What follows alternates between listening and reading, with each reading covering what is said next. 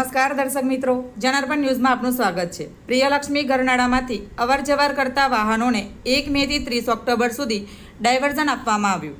પ્રિયલક્ષ્મી ગરનાળાની આસપાસ તેમજ ગરનાળા ઉપરના ભાગે સિવિલ વર્કની કામગીરીને લઈને જાહેરનામું પ્રસિદ્ધ। વડોદરામાં ચાલતી મુંબઈ અમદાવાદ હાઈ સ્પીડ પ્રોજેક્ટની કામગીરી। Mumbai Ahmedabad high speed railway પ્રોજેક્ટને લઈને C5 પેકેજ સિવિલ વર્કની કામગીરી ચાલી રહી હોય વડોદરા રેલવે સ્ટેશનથી પંડ્યા બ્રિજ તરફ રેલવે અંડર બ્રિજ પ્રિયલક્ષ્મી ગરનાળાની આસપાસ તેમજ ગરનાળાના ઉપરના ભાગે સિવિલ વર્કની કામગીરી કરવાની છે, જેને લઈને પોલીસ કમિશનરે જાહેરનામું બહાર પાડી પ્રતિબંધિત તથા વૈકલ્પિક રૂટ જાહેર કર્યો છે।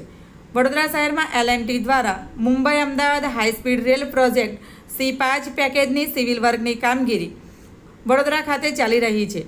વડોદરા રેલવે સ્ટેશનથી પંડ્યા બ્રિજ જતા વચ્ચે આવેલા રેલવે અંડરબ્રિજ પ્રિયલક્ષ્મી ગરનાળાની આસપાસ તેમજ ગરનાળા ઉપરના ભાગે સિવિલ વર્કની કામગીરી કરવાની હોય, જેથી રેલવે અંડરબ્રિજમાંથી અવરજવર કરતા વાહનોને 1 મેથી 30 ઓક્ટોબર સુધી ટ્રાફિકનું ડાયવર્ઝન આપવામાં આવ્યું છે।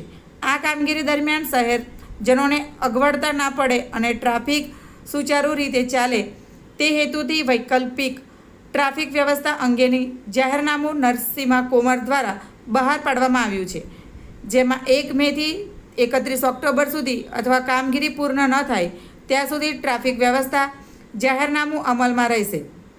જેમાં 1 મેથી 31 ઓક્ટોબર સુધી વડોદરા રેલવે સ્ટેશનથી પ્રિયલક્ષ્મી મિલ રેલવે અંડરબ્રિજ થઈ અટલ બ્રિજ તરફ, અટલ બ્રિજથી પંડ્યા બ્રિજ પ્રિયલક્ષ્મી મિલ ગરનાળા થઈ રેલવે તરફ જતા વાહનો પ્રતિબંધ ફરવામાં આવ્યા છે।